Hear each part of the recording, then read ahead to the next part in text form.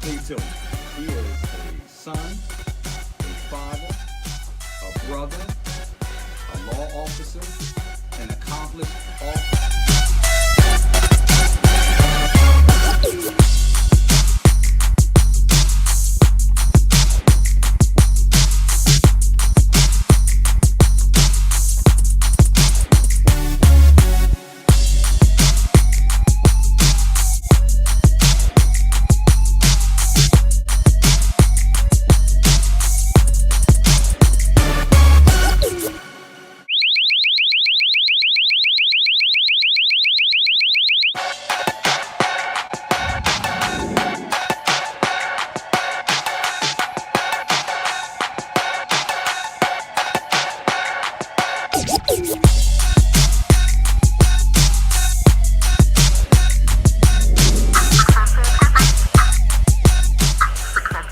And 4 over and out.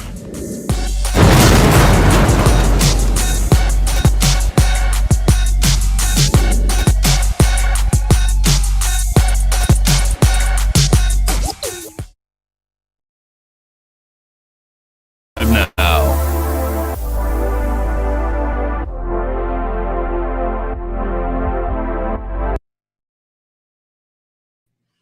Ladies and gentlemen, boys and girls, thank you guys for tuning in. It's Coach Clee, your motivational speaker, your empowerment coach, your author, and your favorite baker's favorite baker, Coach Clee, coming at you. I am your host for Black and Blue. You know, some of you have already been here through the years of the lab, and I appreciate your patronage going through there where we talked about people with businesses, products, and positive messages. You know, we transcended into that, and we've honed in, and now we talk about with law enforcement officials throughout the nation, individuals who are rookies, who are seasoned or retired, and they talk about their experiences while working on the job and performing law enforcement duties. Okay, we talk about their viewpoints, we talk about their experiences, we talk about their education, and we've been doing it for not even a full year yet. We've been going strong since January, and those of you that have been hanging on, I appreciate that as well. Those of you that are just coming on, please feel free to ask your questions, tune in and learn from both sides. Like it says, two sides of each coin. Learn from both perspectives.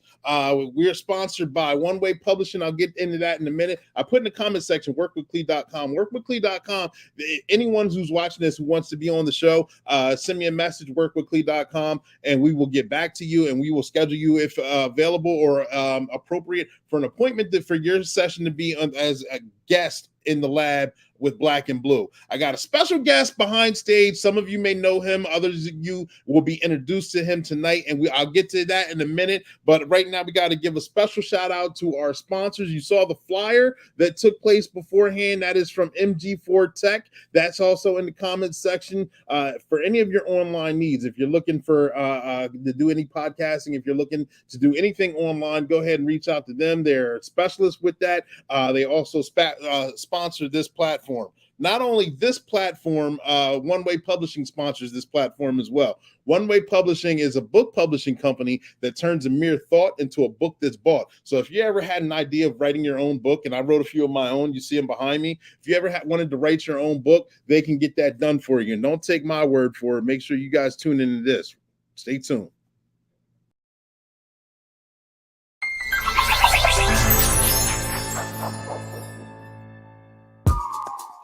Here at One Way Publishing. When the pages of your mind are turning,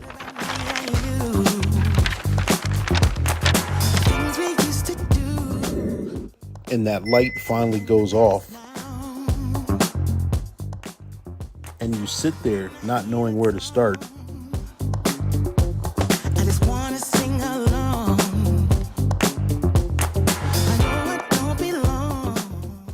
or you just feel like you're completely overwhelmed and you feel like you just need to completely give up.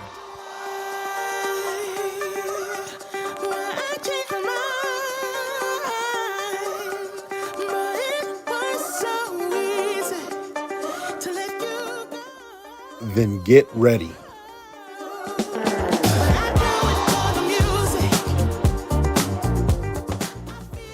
to be the author of your very own book.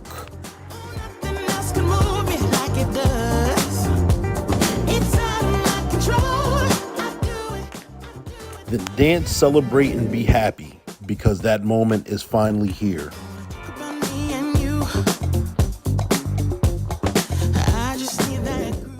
Just imagine reading your own children's book to your own family. Don't get in my way now. No. When I hear that song. Or someone searching bookshelves and comes across your book. Don't belong with you anymore. Ooh, Get that feeling of accomplishment. change my mind, yeah. But it's not so easy. At One Way Publishing, get ready. We can take your mere thought to a book that's bought. Music.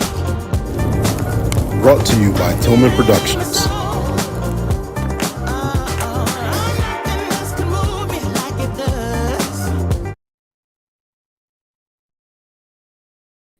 All right. And like I said, if you're interested in that or being on the show or want to see what books are highlighted, please check out workwithclee.com and all your answers will be, all your questions will be answered. That is for One Way Publishing, and that is for being on the show as well. See, a couple people are coming in right now. I see you. What's up, Jimmy Jamon? Thank you for tuning in.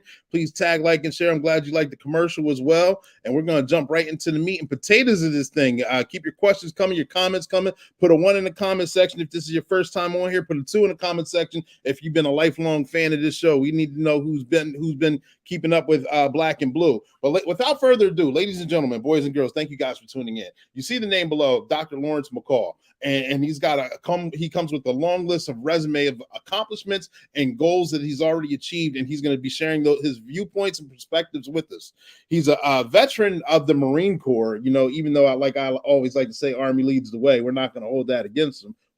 But he's a veteran of the Marine Corps. He's got a master's degree in management for criminal justice. He's got a bachelor's degree in criminal justice, an associate's in criminal justice administration. He's got a doctoral degree in organizational management services, and he's on the committee of the National American University Schools of Strategic Security Studies. Now, I may have messed that all up, and I'm sorry if I did. I'm pretty sure he'll correct me. And he goes on and on. He's a motivational speaker, ladies and gentlemen. He's been multi-levels in the ranks with law enforcement, and he's even served as a position of chief.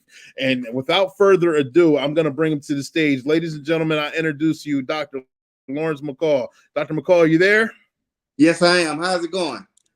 Wonderful, wonderful. Thank you for making yourself available and tune. And ladies and gentlemen, thank you guys for tuning in. I see we got last week's guest on the show. He was a Marine too. He's chiming in. I see Kevin Love's there. Thank you, Kevin, for tuning in. Hoorah, hoorah. I know you said something about the Army, but we got to represent the Marine Corps. Yeah, I understand. Every devil dog has his day. Right. Right. But seriously, on a serious note, I appreciate you making yourself available to be on the show. Can you tell us a little bit about yourself, please? No problem. First, I want to thank you for allowing me to come on the show. I think you're doing an excellent job with your podcast and your position that you're bringing forth. I'm from Chicago, Maywood, Illinois, just outside of Chicago. Okay. And I grew up in Maywood. I went to elementary school and high school, Proviso East. We put out a couple of good players, starting with Doc Rivers, the coach of Michael Finley, Shannon, Sterling Brown, Sergio Brown. And, we put out a couple of athletes that Ray Buchanan that went on to make a name for themselves.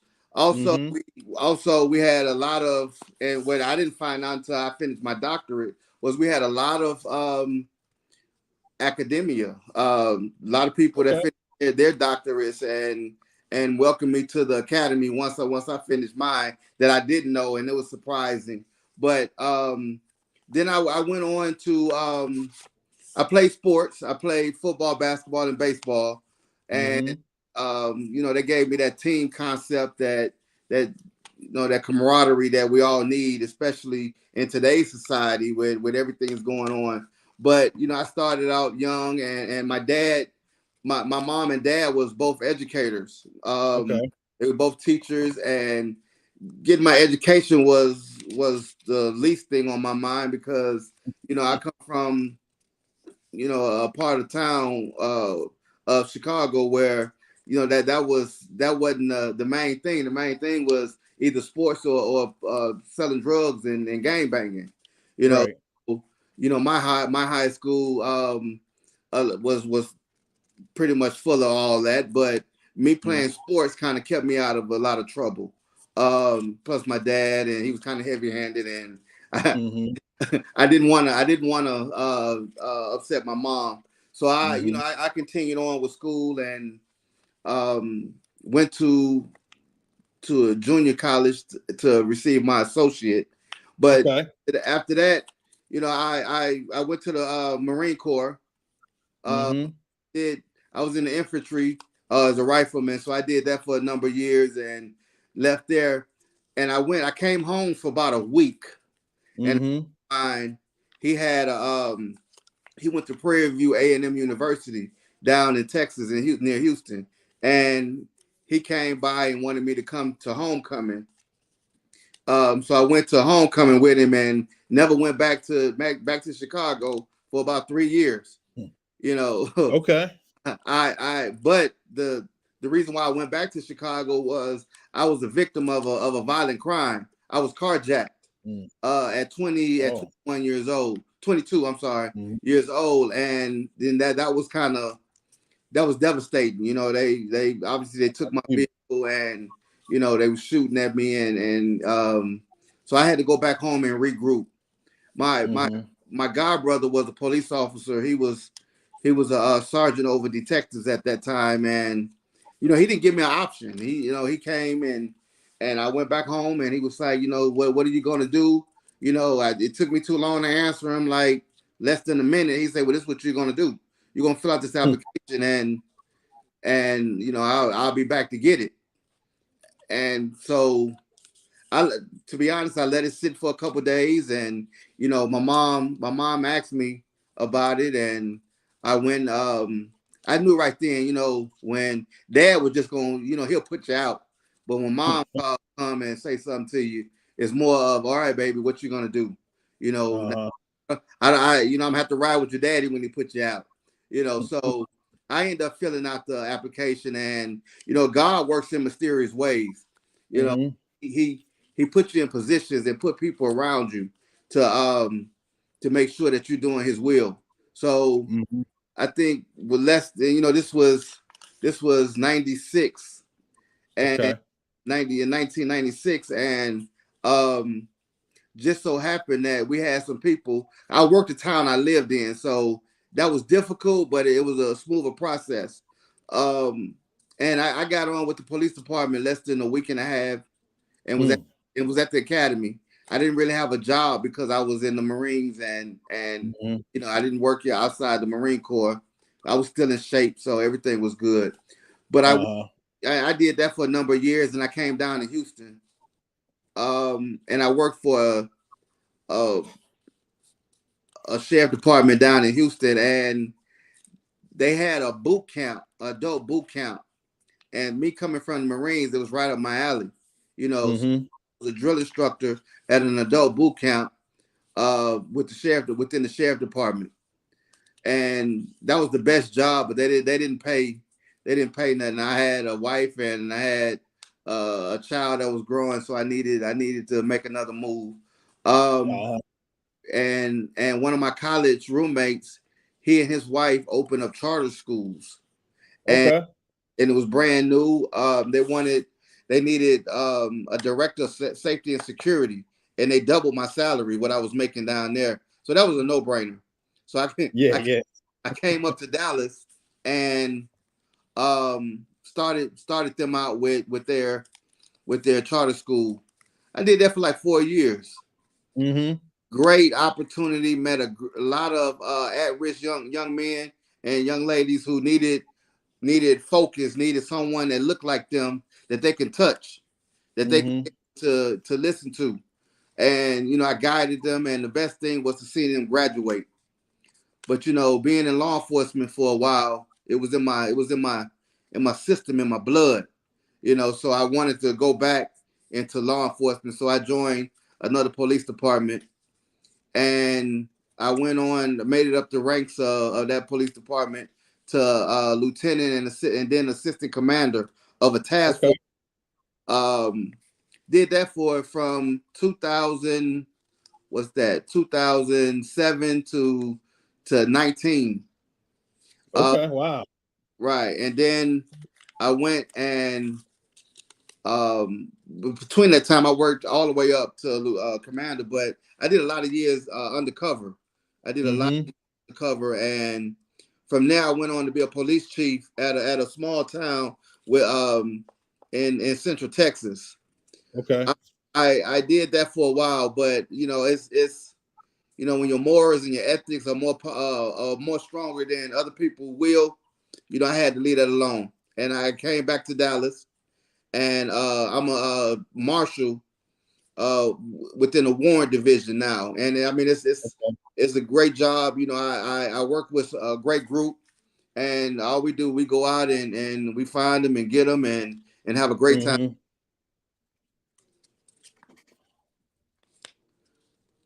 All right. Yeah, I think the sound keeps cutting in and out, but I think we're good now. I think it was just. I'm sorry. I'm sorry. I didn't know if you heard me or not. I don't think I heard the last sentence. Well, I said that I work with a good group of guys, and we go out and we find them and bring them in, bring them before the judge, and the judge loves us because most of us worked together over those 20 years, and and we finally came together in one department, and it's been a great ride so far. Gotcha. And those of you tuning in, thank you guys for tuning in. Keep your questions coming in. I see there's for those of you looking for shout outs on this platform, I cannot see who's watching this platform unless you comment. So if it's your first time comment or first time on this platform, put a 1 in the comment section. If you've been here for a few years, put a 2 in the comment section, and we'll get that going. I know, like you said your god brother, after a traumatic event happened to you, your god brother is the one who you went to and you talked to. He pretty much gave you no options. Right. I know you said at the age of 20 to 22 that he said, yeah, what do you want to do with your life? And after like a 30-second pause or something, he said, well, this is what you're going to do. You're going to go to the academy. Is that when you first were officially got the bug to actually join the profession? Right. Right, exactly. Yes, sir. Either you was a cop or a robber, and we was growing up. Not too many of us wanted to be cops, so I was always on the, trying to be one of the guys that ultimately, I wasn't. And a lot of my friends, they're not just a typical, they're not here now. A lot of them in jail, they're not never coming home. Or some just coming, and I didn't want that for myself or my family, especially when it's different now. You can tell these young people something, and then it go through one ear and right out the other. But back when somebody you respected and the people that was in your life tell you something, you take heed to it and you listen, and I did. Fortunately, I went through the I made the gang and drug unit when I was with the department that he was at. That's the story. I got kind of mad at him. When a detective slot came available, and I put in for it, but I didn't get it. And I'm mad at him.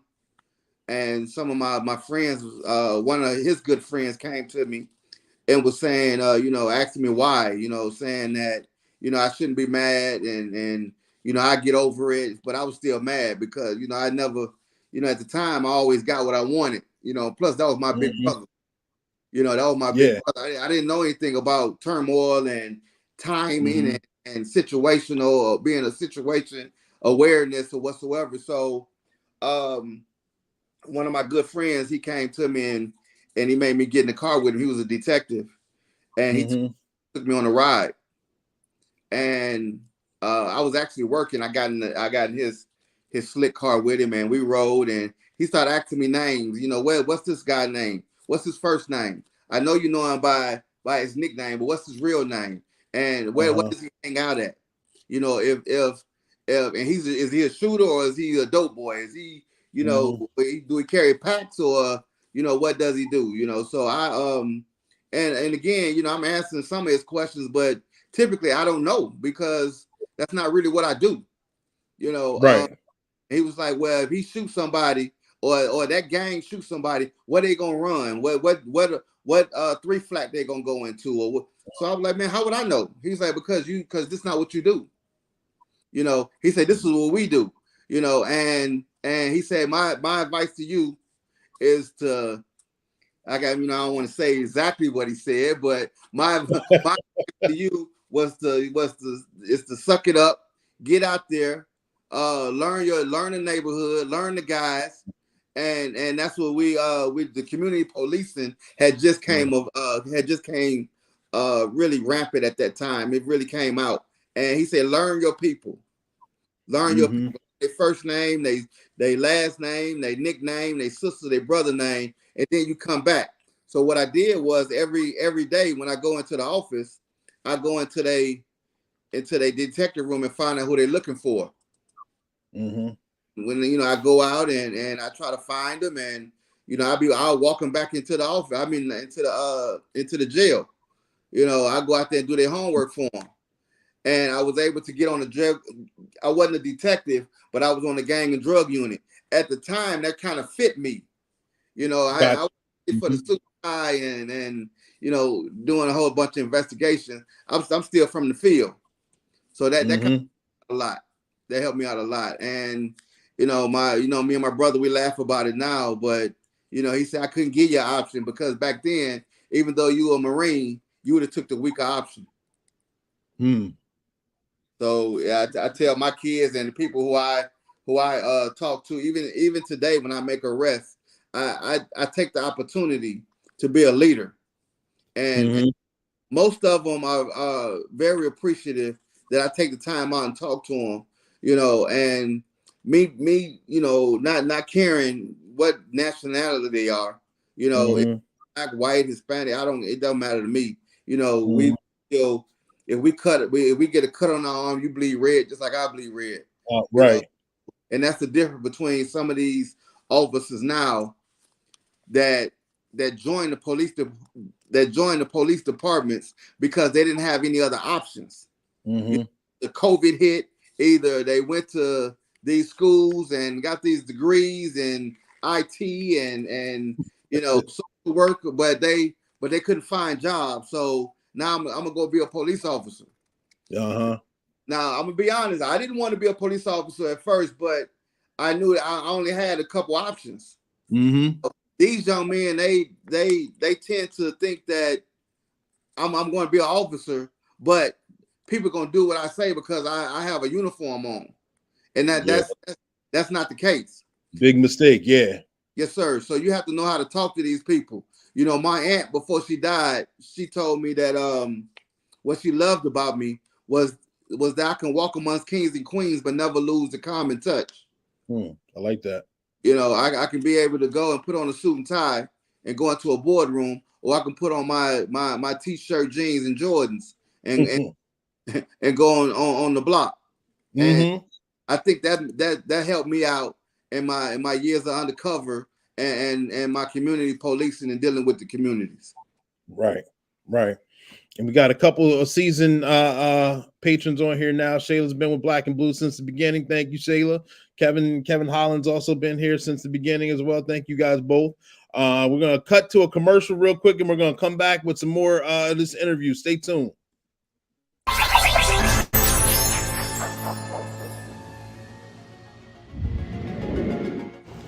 School is officially back in session. So remember, kids, while standing at the bus stop, stay on the sidewalk or someplace out of the way of traffic. And drivers, you may need to leave your house a little earlier to stop for those stop school buses. Hey, watch out! Oh, come on. I'm running late for work. Hey, pull over. You could almost cause an accident, or worse yet, hit a kid running late for the bus stop. So take this as a lesson. If you pass a bus with its flashers on and stop sign out, you'll get pulled over and could lose your license. Well, I'm glad no one got hurt. Unfortunately, I just lost my license for a while. And that's your tip of the day from Sergeant BC.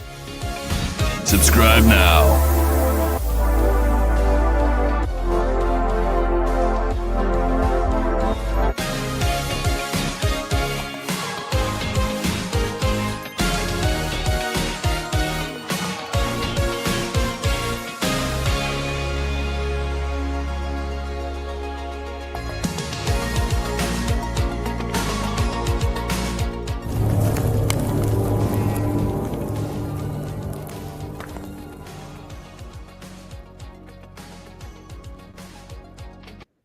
All right, ladies and gentlemen, there's a Sergeant Be Safe commercial for you. We'll have another one playing a little later in the interview. We're back on with Dr. Lawrence McCall. He gave us a little background on his history and coming up, where he grew up, his involvement in the Marine Corps, traumatic events that happened when he was back home, what got him involved in law enforcement, what got him to move to Texas. He spoke of, I'm assuming he didn't officially call it, but I think it's safe to say one of his mentors and influencers, his godbrother, who actually got him involved in this occupation. Dr.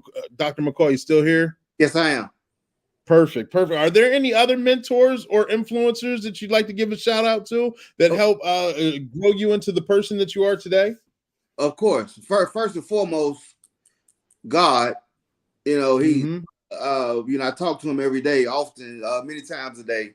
Let me say that. My dad, he wasn't in law enforcement. He was a coach. He was a teacher. He showed by example. What to do. My mom, a lot of people say that these athletes are they role models, and I believe the people that you can actually touch and actually help you get where you need to be, those should be your role models. I like to look at other people by examples to see where they need to be. Where I need to be. And that's what I did with as far as my education goes. When I was started out as a young officer, just trying to way through the ranks, I started looking at other people and what they was doing and their education, and most of them had their bachelors, so I went back and got my bachelor's. Then I see that some of the other commands, they had, depends on where you at, of course, but the other command positions required master's degree. So I went back and got my master's degree. But I knew that I wanted more for myself. My dad, when I was 15, 16 years old, my dad got sick. So he had to have all kind of heart surgery, bypass, triple, quadruple bypass, stents or whatsoever, even a pacemaker. And my mom was going to get her doctorate, but she had to stop going. Him. So just like in track, she passed the baton to me. I took it. And so it's the degree is not just for me, it's for us. And that's what I tell my kids and my family and friends, that this is just not your life, this is our life. Right. So be careful what you do out there. Be careful what you say out there. And because this is our life. So what I do now is again with the Warren Division, I try to be that leader, that mentor. I have Chief David Brown. He's the Chicago superintendent, police chief. Okay. He was down here in Dallas. That's one of my mentors that I talk to. I've been real fortunate, man. Just a little guy from the west side of Chicago, bro. I've been real fortunate to be black and blue. I think that's an excellent title for someone African American, black, and in law enforcement. Sometimes we feel like we've been put in situations where we get black and blue, but we as leaders, coming from where we all come from, that's just water. That's just that's just something that's just gonna roll up off of us. Just what they say, minor setback for a major comeback sometimes. I like that. So my mentors have been people that I can put my hands on. Mm-hmm. My leaders have been people who I can talk to. Mm-hmm. I thought, I'm gonna say this, and it comes from an Army guy. I hate saying it.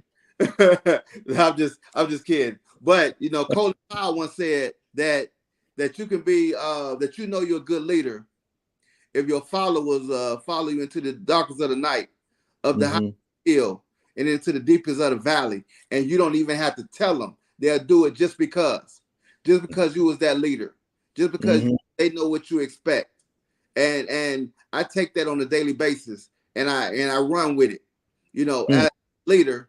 As a leader, it's easy to sit behind this desk, but it's hard to get out there and lead from the front. True. Lead from the middle. It's hard to even lead from the back. I believe that a good leader will lead from wherever they are. So I have some mentors and leaders who I talk to, but mainly I pray about before I make decisions. Gotcha. Good answer, and thank you for sharing that with us. I want to ask you a little bit about emotional intelligence. I know you discussed topics on that. How important is that for individuals or police officers or anyone in the law enforcement agency to be in tune with or know about emotional intelligence? It's very important. I mean, I travel across the country speaking to agencies and organizations on emotional intelligence. It's important because in order for you to, as leaders, you to make decisions, you have to know yourself. You have to know what type of person, are you to make a decision. Now let me say this. I'm not a Monday morning quarterback. I played on Sundays. I played on Saturdays. Down here in Texas, so Friday Night Lights, I played. So I'm not the one to point fingers and tell somebody, well, you coulda, shoulda, woulda. But what I do know is that once you are let me say positively influenced by your own decisions and yourself, then you can make better decisions. If you enthusiastic about what you're doing, you can make positive decisions. You can be able to deflect confrontations and deconflict once you have a good understanding of yourself. Not only do you have a good understanding of yourself, but you also have to have a good understanding of other people. For example, when we first started law enforcement, we had that verbal judo. But okay, however you want to word it, however you want to do it. But at the same time, you have to be confident enough in yourself to even create an environment for a positive outcome. And that's what emotional intelligence is. Within emotional intelligence, that's when we kind of veer off into like community policing. Okay. But back to emotional intelligence, it's kind of 5 concentrated characteristics of emotional intelligence. Okay. I'm sorry. I'm sorry. No, I was just asking what they were. They self-awareness, self-regulation, motivation, empathy, and social skills. Okay. That's pretty much the characteristic of it. And within the self-awareness, there's types of emotional intelligence. Let's say there's self-awareness, self-management, social awareness, and relationship management. So as a whole, everything I have named through the characteristics and the types that bring us to community policing, which is a hot topic in 2020. Well, it's been a hot topic since the beer virus all the way up until now. A lot of individuals don't know that it's been going on for some departments, decades, years. The agency I'm with has been going on the entire since before I even got put on with them. But I know it's a hot topic right now. Please explain or tell us about what community policing is and what it means to you. Well, we've been doing community policing as a community as black folk, we've been doing for community policing. Because if you go outside and you mess around in Miss Adams' house, she gonna let your mama know by the time you make it around the corner. Am I right about that? You right about that. I remember them days. Now let's go into law enforcement, excuse me, with community policing. And that's an era that kind of let me say it prevents crime. It tries to prevent crime and eliminate the exposure that it might create. For example, when back in, it depends on what area you live in, what area of the country, you might be assigned to walk a beat. Within walking that beat, if you don't go into these different stores and meet people on the street and talk to them and get your little whip out pad and write their name down and give them a card, and you have a situation or a circumstance that I can help you with, then what kind of police officer are you? Right. So as a police officer, we need to get out these vehicles. We need to make more contact with our community. Now the problem is when like I was mentioning earlier, when these people graduate from some of these universities that never really been to the hood or been to an environment whereas they need to coordinate and be affiliated with that particular core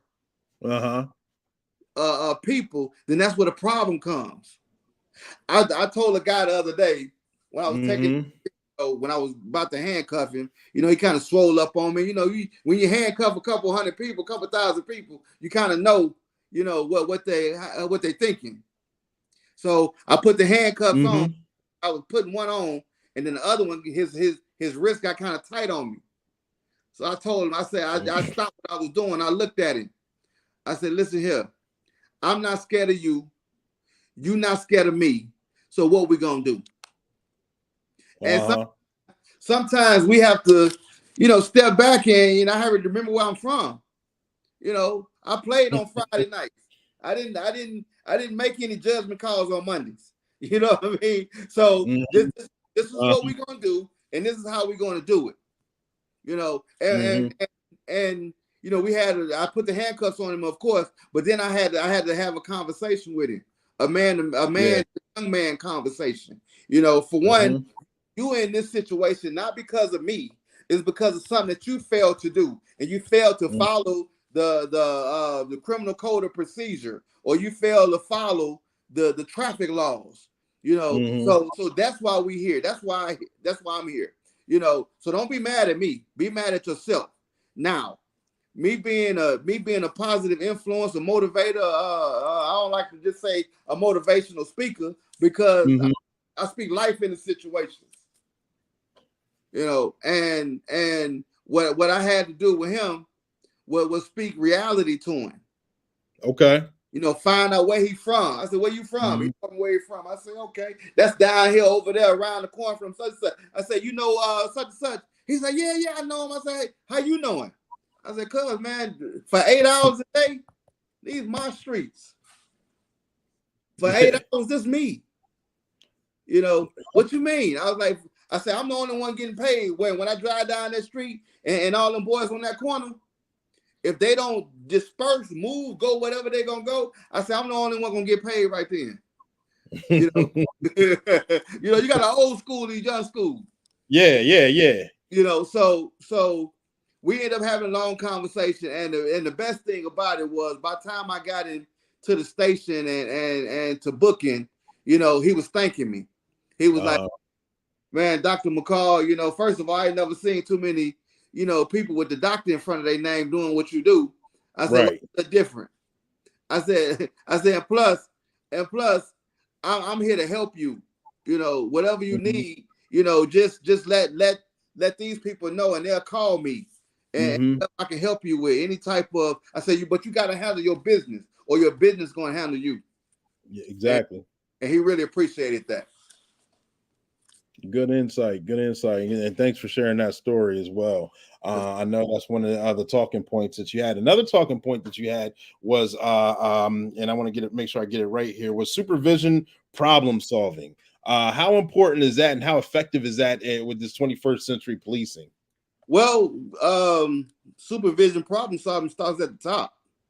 Mm-hmm. You know, it starts at the top. You know, we can blame these young people for a lot of things they do, but if they see the supervision lackluster, they see the supervision not on top of their game, and not a part of what they're doing, then they're gonna make mistakes. So it's up to us is to help them problem solve. You know, Okay. I wrote my dissertation on spiritual leadership for police leaders making decisions for officers in the field. Mm-hmm. A lot of times, these young people they don't know better, so they don't do better. They following behind other people that don't know better. In order for you to be a good leader, you have to be a great follower. Yeah, that's true. You know, and if they're not great followers, how can they lead somebody else? You know, and supervision, problem solving, that starts with first of all, the supervisor spending time with these young people. You know, some old people that's set in their ways. I know some older people that's been on 20 years, and sometimes I can't believe some of the things they do. You know, but it just takes time. You know, when you go to roll call or when you're passing by as a leader, I try to ask questions. I try to, you know, ask them a question like a topic that's current, you know, that we can relate to. See, we have to talk to these young people that you supervise in a way that they can comprehend. Because sometimes, you know, when I say we, you and I and other leaders that's more intellectual because we've been through some things. You know, so we need to really, and I'm gonna say this, but talk to them at the level at which they know.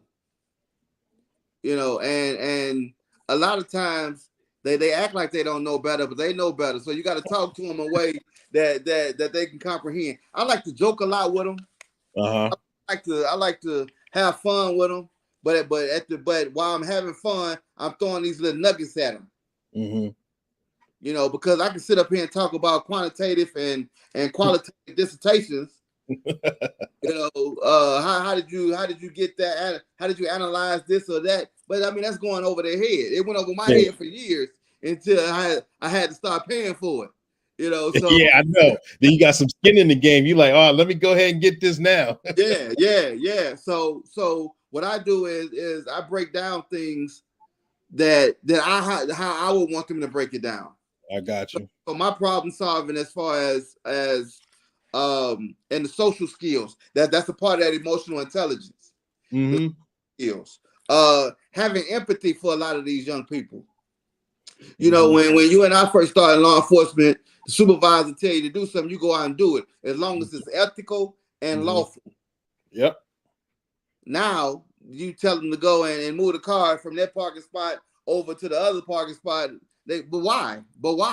You know, and that took a while to get used to as well. It was. Oh yeah, it took me. You know, but then I got kids too. So now it's like I have to deal with people with guns, badges, and authority to take a life and detain a life, and you know. But now I got to talk to them like I talk to my kids. Yeah. You know, well, could you come in? Let me explain to you why I need you to move, because you parked in front of a dumpster. That means the trash. You know what I mean? Come on, bro. Or side note, well, my favorite is when we responded to a fire. Yeah, you can't park right in front of. I know you want to be first on, so I know you want to help, but you can't park right in front of the house because where the fire truck gonna go? Right. Oh. Well, you didn't think about that. Where your problem solving skills at? But see, that's why we as leaders need to remember that we wasn't always leaders, bro. Right. Good. I like. So how do you feel strategic planning goes in with the newer generation of individuals, public that we deal with, law enforcement officers or from the top to the bottom? Strategic planning, how important is that? Well, just like we just mentioned, we was laughing about it, but at the same time, that's the same type of concept that you need. As a chief, I had to remember that sometimes, you have to put on a different hat. You have to put on a different hat, man. As a chief, you want your, because there's other avenues and other things that come into play. Because you have to talk to the council, you have to talk to the mayor, you have to talk to the city manager, you have to talk to the community. You can't keep arresting the same person over again. You can't, so that becomes a problem if you want to keep your job. But and paycheck coming in. But I'm of the opinion, and I'm gonna say this, and let me reiterate on it. Okay. Politics and policing is a problem in a lot of societies. You have to get with the right community, the right division, the right city council, the right mayor. Because a lot of times when shots fired, you and we run to the shots. I don't care what capacity you're working as chief of police or a rookie. When them shots fired, you the one with the gun. You swore an oath that you will protect. So you run to the fight. Yep. A lot of these politicians, and I'm not going to just say politicians, but decision makers and community, they run away from the fight. And down here in Texas, we had the Uvalde situation. Again, I'm a Monday morning quarterback. I wasn't there to say who was right or who was wrong, but we as law enforcement, we go to the fight. And then when we get to the fight, we fight. Right. It's not like we was when we were shorties, man. We put our shoulder on each other and go in a little circle. Yeah. Walking around. So it's about either we get along or we get it on. And as and that was my take as a police chief. I want my guys to be. I don't want to take their authority away from them. Don't take their authority away from them. For example, when it's kind of same situation, but take Uvalde out of the equation. When a supervisor or chief come up to a scene, I don't believe that they should go ahead and take over that scenario. Okay. Because when things go haywire, then who needs to make the final decision? The chief needs to make the final decision. If he in the middle of it, how can he make the final decision and have a rational understanding about it? Right. That's just my take on it. I've been in situations where somebody had to have a calm head, even though you're going through trials and tribulations. Even though you're going through the storm, somebody got to be able to come over here and get out the rain. Let me cover you up. Let me help you out. So I think that as a leader, we need to understand our roles. In our planning, we need to understand our roles in our direction that we give our young people, and give them what you want and let them go out and do their job. Let them go out there and do their job. Right. Don't be a micromanager. But trust but verify. Don't be say don't do this and don't do that. If it don't happen, who you gonna blame then? But you got to verify. So when you're planning and you're doing a lot of these things to get your group to do certain things, you have to be able to plan and get them to understand in a way that they can be able to do that job. And that just takes time and skill. Yeah.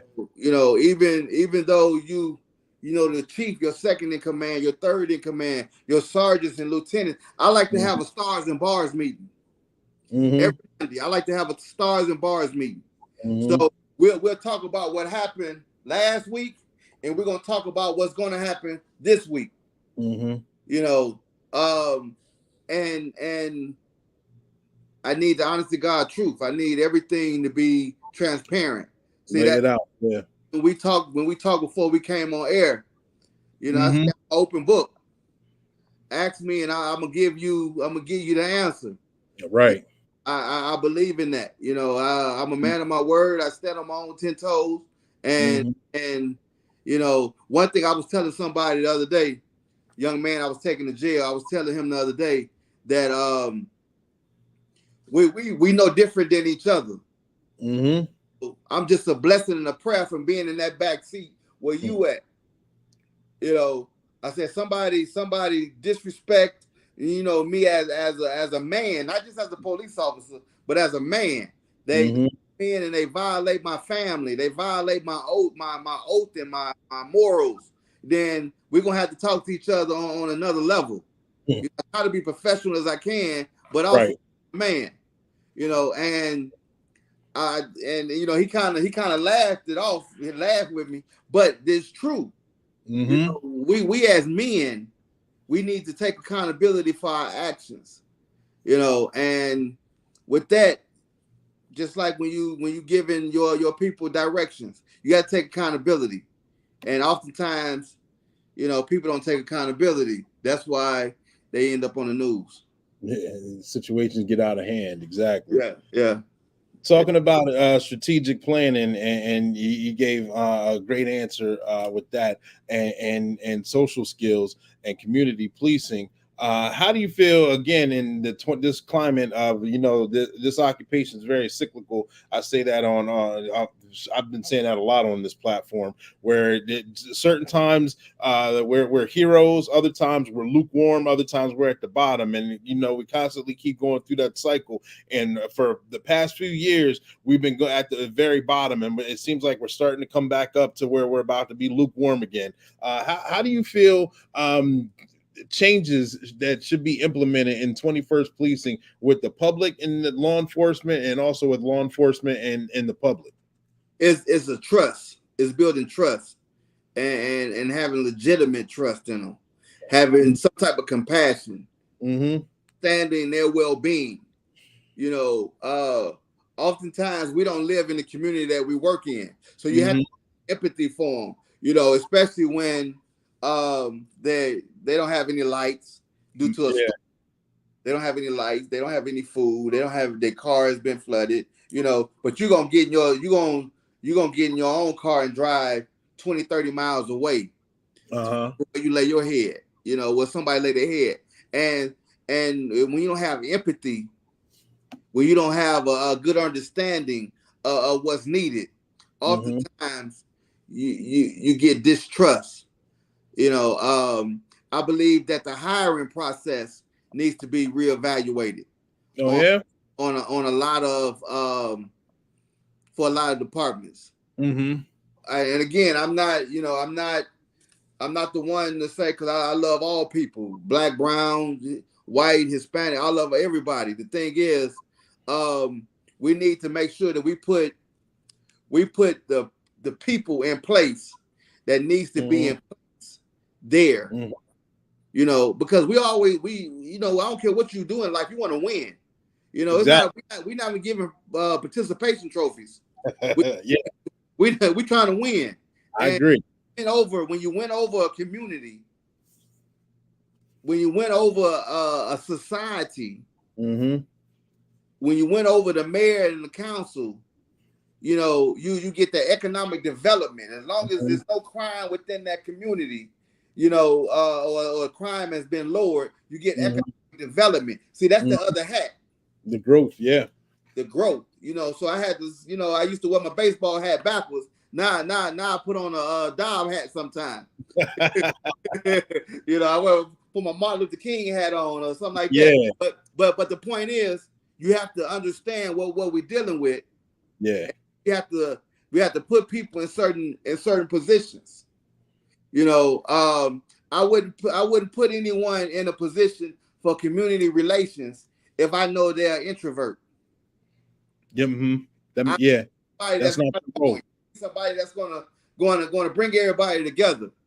You know, Mm-hmm. I like to when I get out the office, I like to take pictures with the kids. I like to take Mm-hmm. pictures with the community. You know, Mm-hmm. go somewhere. You know, you got Instagram, you got Facebook, You have, all kind of things. And as you know, I like to take pictures with them, and that's my connection. Right. And I give them my business card. I invite them over to the office. Y'all come. I'd rather you come from where I'm at before I have to come where you at. Yeah. Meaning the bad guy. Yeah. So once you establish that type of relationship, your job will be a lot easier, especially when you're in that patrol vehicle. Yep. Got 2 questions on the floor. I know we talked about one of these backstage before we went live, but Dolores Taylor's asking if you have written any books. Hey, Miss Taylor, I have. I wrote.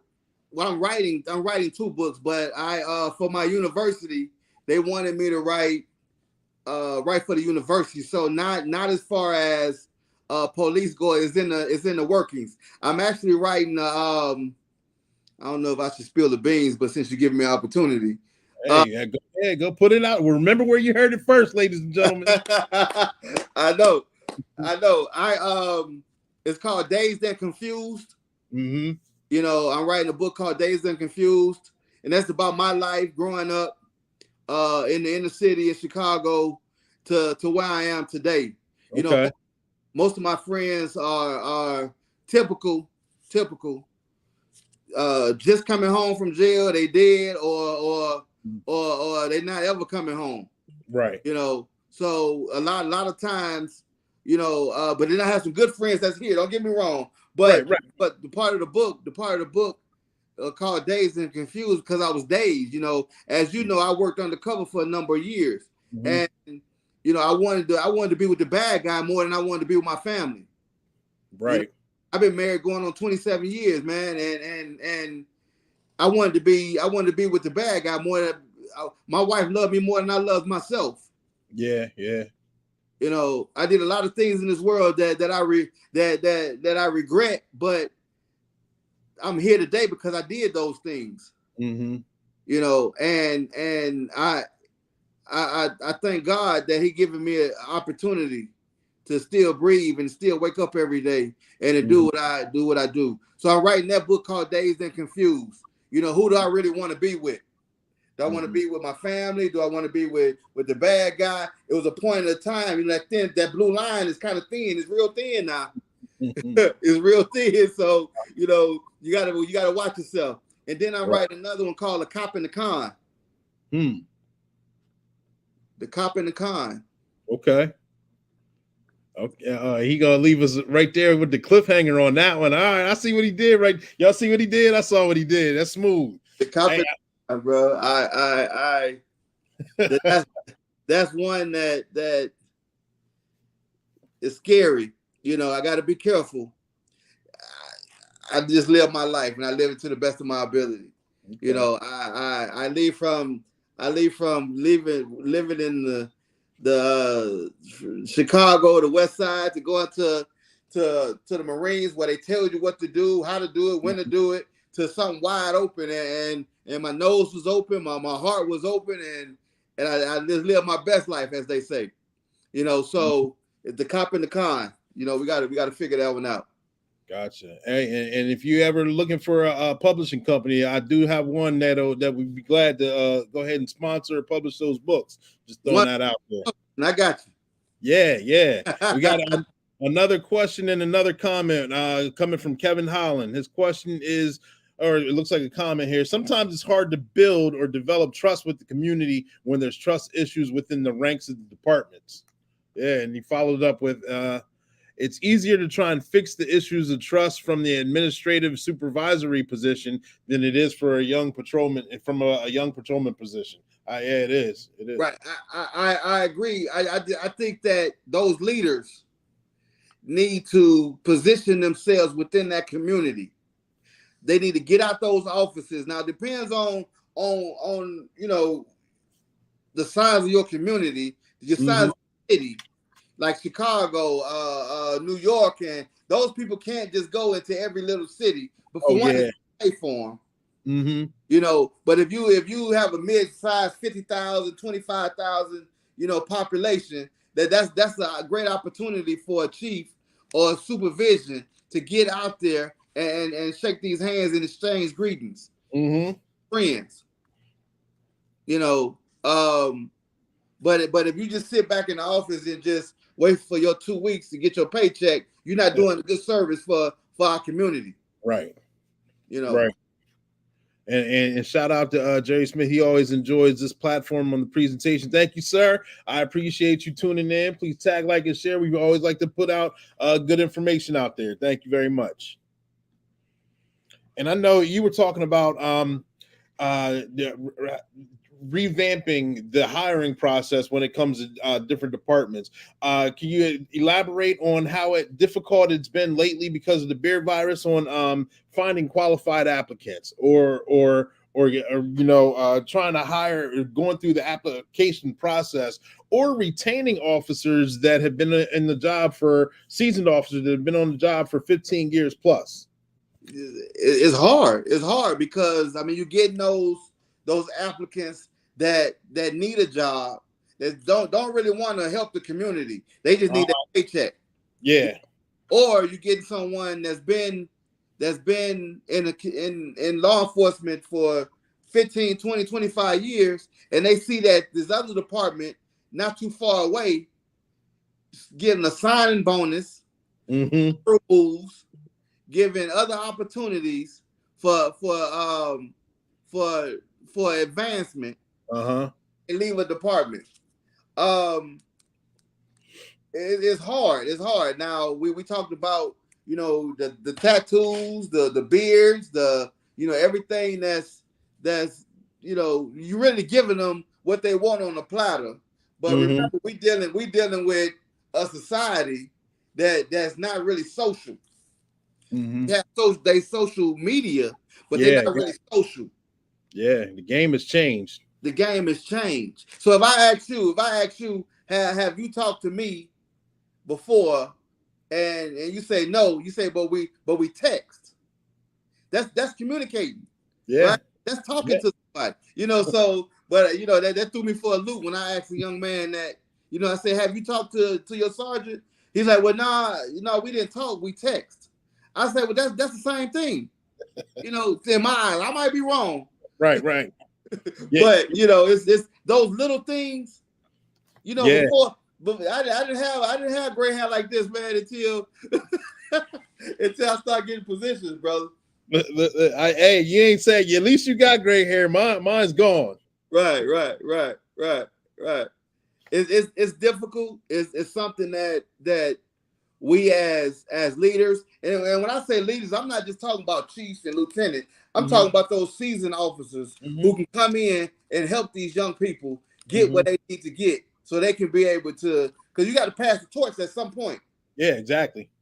You have to pass the torch, and if you keep all the secrets over here, how somebody else will come along and help out. So we have to have an open line of communication, that dialogue. I like that. I like passing the torch because you can learn so much. And I remember coming on the officers that poured into me and helped fill up my tank, especially when I was trying to learn everything under the sun. Right. And then when it's time to pass, I can either just go on with it and not teach anything, and all that's lost, and whoever's coming on has to relearn all that same stuff and while through the course of their career. Or I could just pour into them and give them as much as they need or much as they want. Some of it they'll what's the phrase? They'll chew up the meat and spit out the bones. They'll take what applies, and they'll get a full lifetime of career worth of knowledge over the course of however long I'm mentoring them, and they could be light years ahead of the rest and apply it how they need for their generation. Right. I mean, once you. Now, if you want to put them in technology and IT field and to have them go drop some lines somewhere to do the drones, they perfect. Yeah. But if you got to go knock on the door and find out who beat up such and such and such and such, that's what we want. Absolutely. Give shout out to Kevin Love again. He was last week. He's happy. He's a drone pilot, and he's getting that thing done over there in Ohio. So yeah. Good. And Jerry Smith, yes, we are our own worst enemies at times. Yes, we are. But I tell people all the time, when you wake up in the morning, what you see in the mirror, that's your worst enemy. when you get up in the morning, you wash your face, brush your teeth, and when you look in that mirror, that's your worst enemy. That's your biggest challenger right there. Mm-hmm. You know, so I always try to live a life that matters. Love people more than I love myself. Leave places better than I found them. And Mm-hmm. if you live by those rules, then you'll be a better person as a whole, and then your law enforcement career will be better. Yep. Absolutely. We're gonna use this second pause for the cause. We got another Sergeant Be Safe commercial. You guys tune in and enjoy.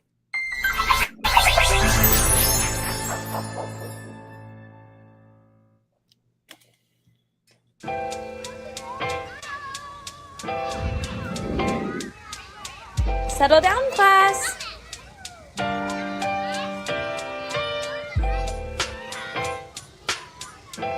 I said settle down, now quiet. Hey, it's Sergeant Be Safe. Hi, class. Sergeant Be Safe here. Hi, I'm Kasaya. I'm the class speaker for the day. Here's my list of questions. Why did you want to become a police officer? I wanted to become a police officer to help out people and kids like you. How long have you been a police officer? A little over 15 years now. How did you become a police officer? I had to get good grades in school, and I graduated from the police academy. Why do you like being a police officer? Because it's the type of job where every day could be different. The kids had a great time. Thank you for visiting with us, Sergeant Be Safe. I'm glad to hear it. I had a great time too. Now you guys go and be safe.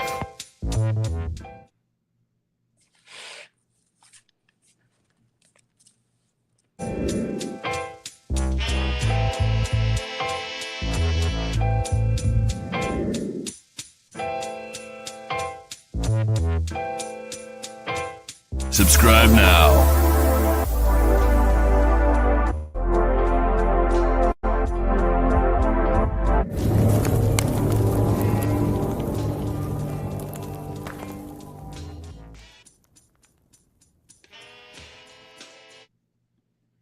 And ladies and gentlemen, boys and girls, thank you for tuning in. That was another commercial from Sergeant Be Safe. There's a ton of commercials out there, tons of skits. Oh, Sergeant Be Safe. I hope you guys are enjoying them. Let me know what you think. Put the comments in the comments section. We're going to keep them coming. Right now, we still have Dr. Lawrence McCall. Sorry, I'm doing two things. That's why I need to focus on one thing. I'm doing two things at the same time. We still got Dr. Lawrence McCall in the background. We discussed about a plethora full of topics with law enforcement with community policing, engaging with the public, pouring in generational experiences and expertise. We hit a ton of different things, and the conversation's been going very smoothly. Dr. McCall, you still there? I am. Perfect. I want to ask you this. How do you feel with your years of law enforcement, with different agencies, your experience level and your expertise? How do you feel that you're making a positive difference? I make a positive difference because that's my intention. Mm-hmm. My is to leave places better than I found them. Right. My intentions is to let people know that they're loved, not only because they have family, but they have people out here that's in the streets with them that love them as well. You know, I believe that in order for you to do your job, you have to care about the people that you're doing it for. Mm-hmm. And I take time out, even with the people that did a lot of wrong in this world. I take time out and I still have that conversation with them, because who am I to judge them? I just I get their name, and if they violate if they name hit my computer, then I have to go get them for one thing, for warrants. But if I get a call for any type of assistance, then I would do my job, of course. Yeah. But also, my group that I work with now, we under the opinion that they have bigger problems to deal with and for us to misuse them, deal with them in a disrespectful manner, So I've had more compliments than I thought that I deserved, but that's just because I treat people the way I want to be treated. Right. think that goes hand in hand with I would say 90%, 90 to 95% of law enforcement officers honestly want to do a good job. They want to help the public out, and they want to. I hear that so many times that I just treat people the way I would want to be treated if I was in that situation. Exactly. I mean, because they dealing with a situation that most of us never had to deal with. Right. You know what I mean? So I don't really know how they feeling. So I can't say, well, I understand what you're going through. I don't understand, because I've never been in the back of the squad car going to jail. Yeah. You know, I never had to face any type of gun charge, or any type of possession of a weapon or assault or aggravated. I never had to do that, obviously, because I'm a police officer. Yeah, right. So I don't know what they're going through, but what I do know is that they need someone to give them some type of reassurance before they go sit down in a cell by themselves or among other criminals, right? That's been accused of something. Let me say it like that. You know, I'm just a blessing, a prayer from being on the other side as well. So I want somebody to treat me like that. But I will do my job, you know, to the fullest, you know, but in certain ways you have to go about doing it. Right. Good answer. And I know through the course of the conversation, we had a wonderful interview, a wonderful interaction.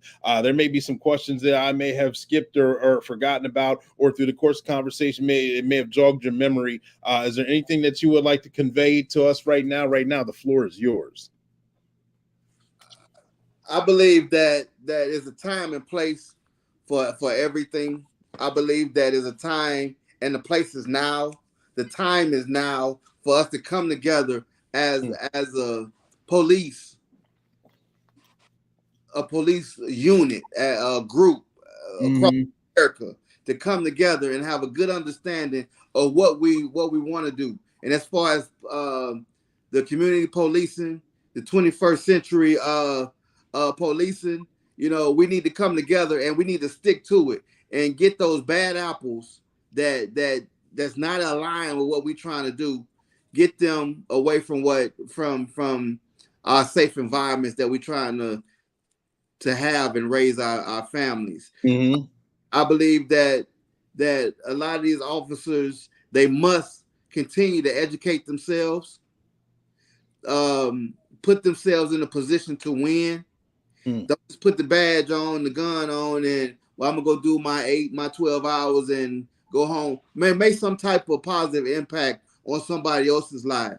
Because before COVID, during COVID, and now after COVID, things have changed. So we need to change with the times, and our job is to help these people get through their daily lives, and that takes someone with good leadership.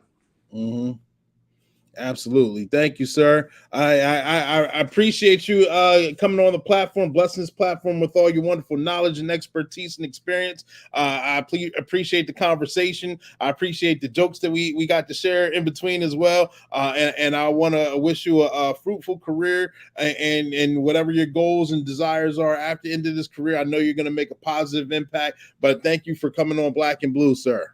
Hey, I appreciate the time. Thank you for the platform. Hopefully, your viewers or someone have learned something from what I've said, and the opportunity. I love the concept Black and Blue. You know, it's that thin line, and I tell people all the time. You know, when I go to these institutes and teach, I say us as a people, they're watching us. We don't have we can't fail. We can't have room to fail. You know, so I want us to get out here, do what we have to do, love something more than you love yourself, and that's the community that you work. Absolutely. Thank you, sir, and thank you guys for tuning in. Make sure you tune in.